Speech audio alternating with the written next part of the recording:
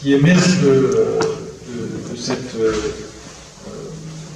contre-coup de la globalisation nous fait penser que finalement le choix serait de faire des choix bipolaires qui seraient de soit complètement se fermer ou complètement s'ouvrir, et ceci pourrait nous mener à avoir un développement dit autarcique qui finalement est un faux choix, parce que, comme l'a dit Siderling, finalement la vraie souveraineté, c'est une souveraineté qui est viable, soutenable et qui se nourrit de la technologie, qui se nourrit des échanges et qui a pour objectif clair d'asseoir cette souveraineté, mais qui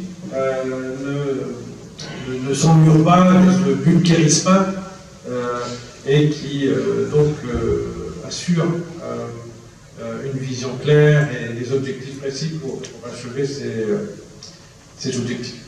Et donc, avant de finir aussi, je dirais quelques mots spécifiquement sur comment naviguer du point de vue de l'Algérie, quelles sont les options pour naviguer cet environnement changeant pour l'Algérie.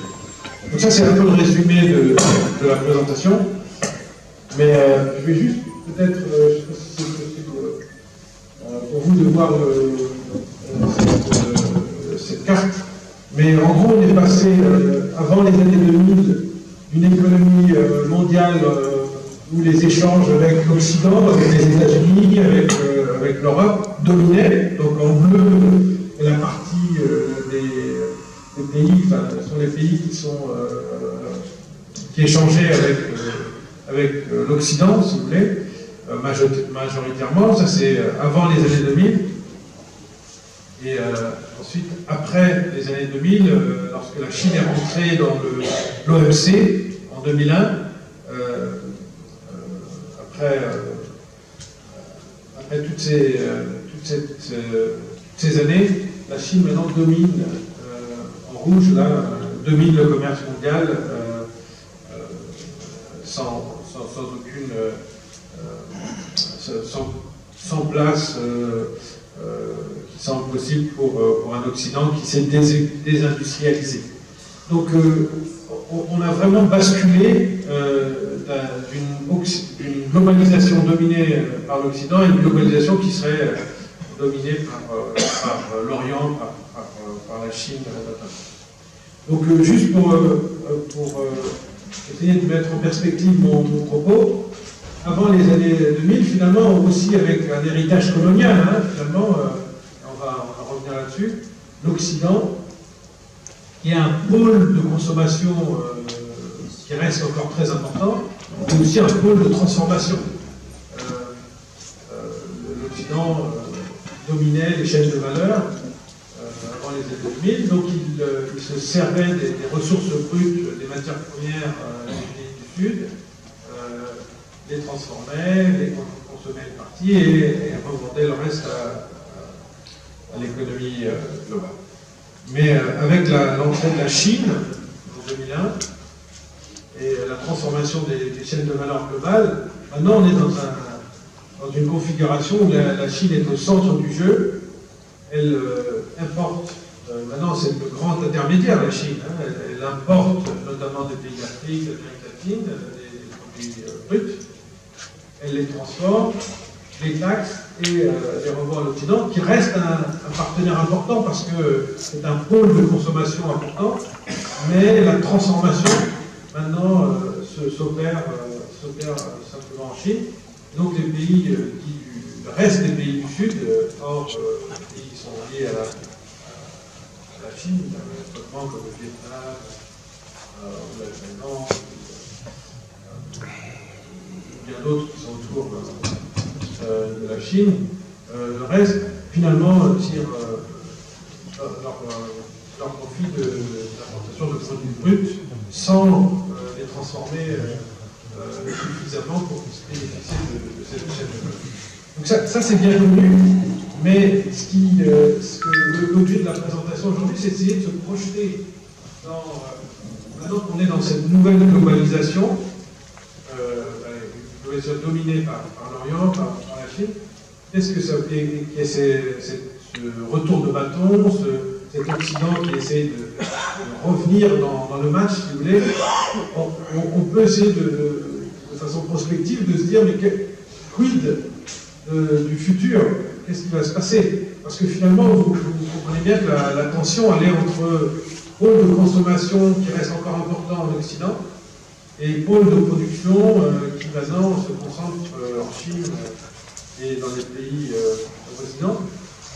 Donc cette tension-là, elle est difficilement...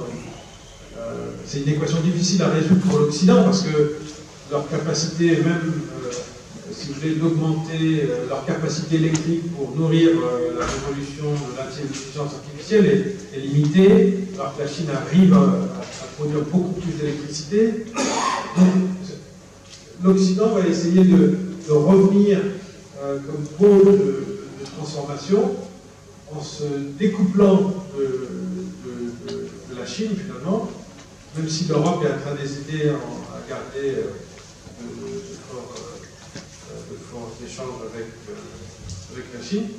Donc finalement, ce qui nous intéresse aujourd'hui, c'est le reste des pays du Sud, notamment l'Algérie, qui sont, eux, potentiellement, qui vont être dans une sorte de continuité en continuant à fournir des produits bruts.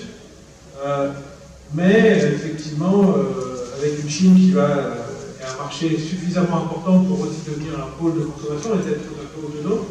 Donc on se dirige vers quelque chose qui va être beaucoup plus morcelé. Et l'idée donc de la fermeture n'est pas forcément une idée qui se marie bien avec ce nouvel environnement.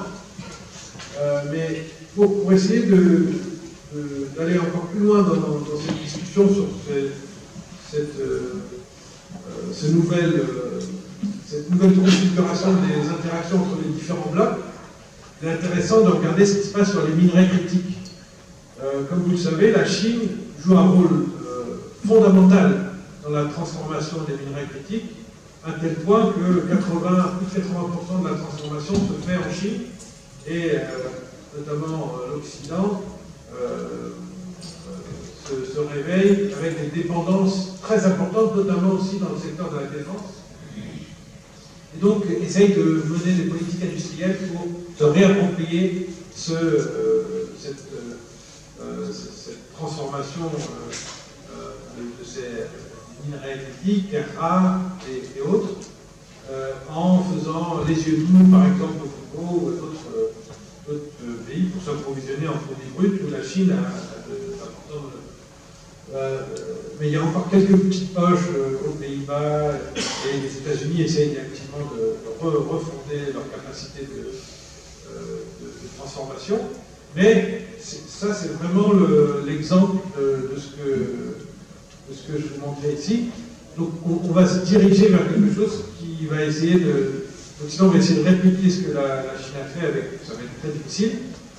Mais les pays du Sud, le reste des pays, eux, vont rester sans monter en valeur ajoutée s'ils ne se battent pas pour la réapproprier. Et tout ça va être centré autour de la supercapacité chinoise de transformation. Et c'est encore pire pour les minerais critiques parce que même l'abondance de terres rares est localisée en Chine.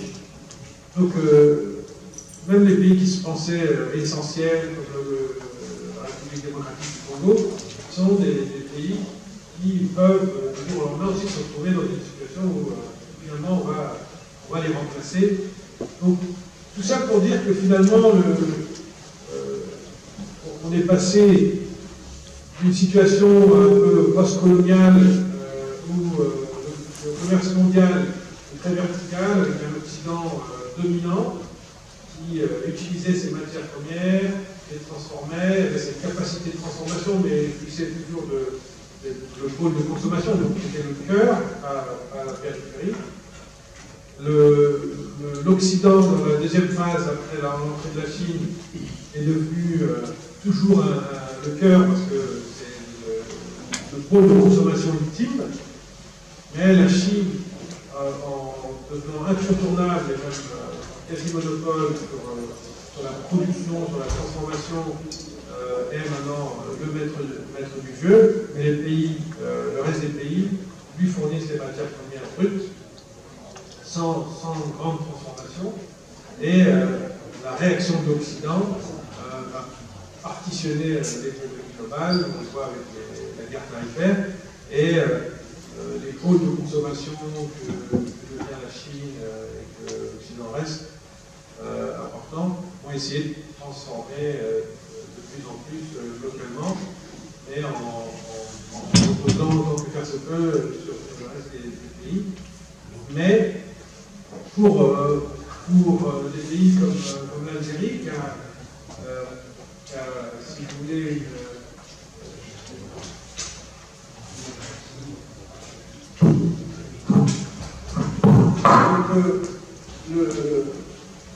si vous voulez, tout à l'heure, Sidari parlait de la lente érosion de l'ère pétrolière. Si vous voulez, l'ère pétrolière, les 100 ans de l'ère pétrolière arrivent graduellement à leur fin. On est dans une ère des hydrocarbures qui, peut-être à 10-20 ans, s'essoufflent pour plein de raisons. En Algérie, c'est aussi des gisements qui sont moins importants, c'est la nature de la géologie, mais aussi une consommation domestique des produits qui grandit, le fait que la consommation qui s'accroît, donc une rente pétrolière qui, dans beaucoup de pays, que ce soit l'Algérie, le Nigeria ou autre, va prendre une place moins importante. Et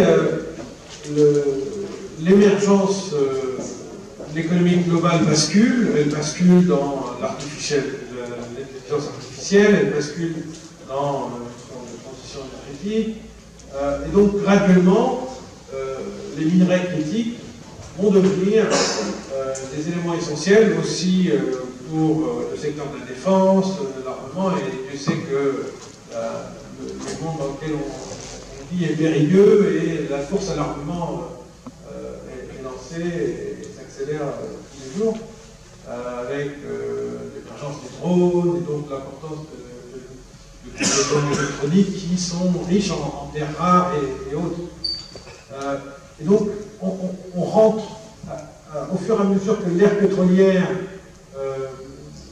prend fin, graduellement, l'ère des minerais critiques commence son envol et va devenir l'ère dominante. Le problème, bien sûr, c'est que si on pensait remplacer la rente pétrolière avec la rente minière, on la remplace dans un contexte géopolitique très compliqué. On la remplace dans un contexte géopolitique où personne ne va reposer exclusivement sur un partenaire pour s'approvisionner.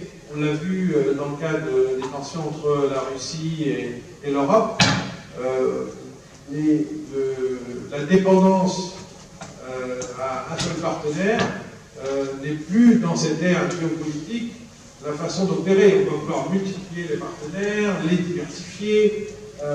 Donc la géopolitique rend le remplacement de la rente pétrolière par la rente minière compliqué à cause de ces risques géopolitiques, mais aussi parce que nombre de pays sont en train d'essayer d'innover et à la fois pour remplacer, par exemple, les batteries dans le cadre des batteries, de ne plus reposer sur des batteries au lithium et de trouver d'autres alternatives à la confection de composants de batteries pour éviter de dépendre de pays qui sont lointains, pas alliés ou qui pourraient se retourner du jour au lendemain. Donc, comme disait Sidari, le modèle algérien s'était construit sur cette rente pétrolière et a permis de grandes avancées, de grandes avancées sociales et autres. Mais, si vous voulez, continuer dans un modèle d'extraction pour servir un Occident très, très méfiant, très défiant, et une Chine qui, elle, se concentre sur simplement prendre les produits bruts